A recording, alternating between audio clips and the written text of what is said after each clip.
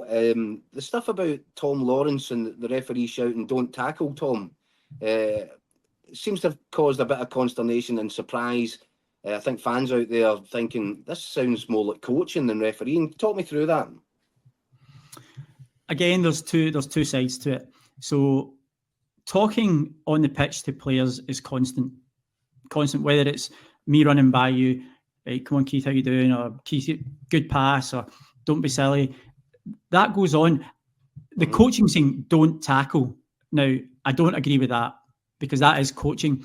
In that situation, referees have done this for years, and I'm quite surprised that it's causing a wee bit of consternation and discourses.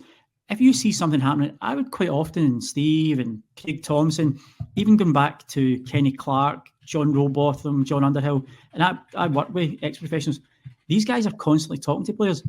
Be careful, stand up, don't dive in, no shirt pulling, watch what you're doing.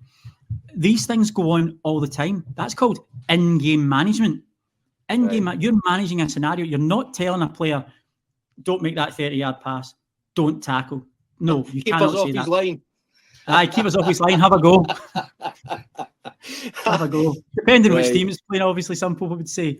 But no, it would always be, if I'm getting up the left-hand side of an attacking player and the right back's ushering the ball out, I would be saying to the left winger, don't dive in, stand up, don't dive in. Right?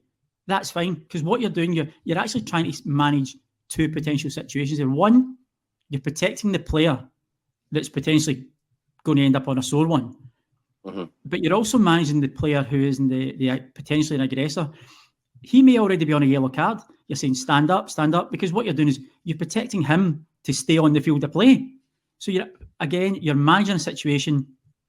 I don't know how many times I've ran by a player and said, look, that's your last one. You've had enough. I've spoken to you. Or you've ran by the captain and said, let him know.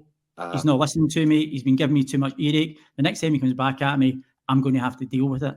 And managers, I'm really surprised that Willie's bringing this out as a new concept that's been brought in, because it's been there for ages. And I say it's in-game management. It's been known forever and a day. Players expect it and respect it as well. Former Grade 1 referee Des Roache there. Before we get your take on it, guys, we've had a lot of comments sent in on Record Sports social media outlets, and I should say, if you're watching at home, get involved in the chat. I'll start with this one from Gordon Lyle. It says, just as well Tiny Wharton wasn't mic'd up, he talked to the players throughout the game. That's how good refs keep control without having to dish out cards. Tiny Wharton's, this guy got a computer. Tiny Wharton. So it's gone back a while there. Kev McIntyre, I use it often during amateur games with players who I'm familiar with. No, folks, watch the hands, etc.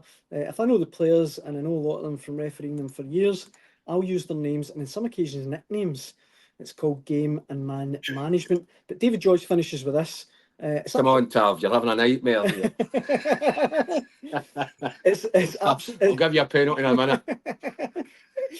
It's absolutely incredible for an official to aid a player to remain on the park due to him committing offences. This ref's got to go immediately. I mean, I don't know what you guys think. I think that's so bizarre, the whole thing. That's really odd. I think it's weird. But you speak to referees, and referees do have this thing where they want to keep 11 players on the pitch, and I understand that. It's a better spectacle and it's a better football match, etc., etc. But I'm just not sure how comfortable I am with, well, that guy's on a booking, I better tell him to calm down. Well, it's that guy's fault if he's on a booking and he throws himself into a tackle. I don't know how comfortable I am with that, I'll be honest, Scott. I mean, I must admit, I'd never experienced, I've never seen anything like that or heard it. I agree with you. When I seen that, and then I seen the reaction on social media, and the immediate reaction was people saying, "Oh no, this happens all the time, and this happens in loads of games." That particular shout with Tom Lawrence, I mean, I must admit, I've never heard that for a referee in a football park. I mean, listen, I'm going back a wee bit, obviously, but I played in hundreds of games when I was younger, amateur level, kind of youth at different clubs and stuff like that. And of course, refs would talk to you during the game. I get that, and they would call you your name, and they would talk to you about tackles you'd made, or as Jacko said, you better watch or one more and you'll be off and all that. I get the fact that players, referees will have kind of relationships and talk to players, but the Lawrence one, I've never heard that shout on a football park for a referee in my life. I found that really bizarre, I must admit. We've got this comment in here as well from Drew Heaps, who makes the point. Ross Hardie, who was the referee in question, he got his coaching badges, he's never kicked a ball in his life, and he's coaching a pro football player. I think as well, see if you were Tom Lawrence, that would just make you kind of hesitate. Like if the ref's like, "Oh, don't do that," you'd be like, it would have the opposite effect on me. I'd be more inclined to make a tackle. But it's not very fair in Ross County, is it? No, that's why I don't feel comfortable with it. But then you speak to Des Roache and he said this secret coaching has been going on for years. Secret coaching. That's what it is. Aye. Secret coaching is secret.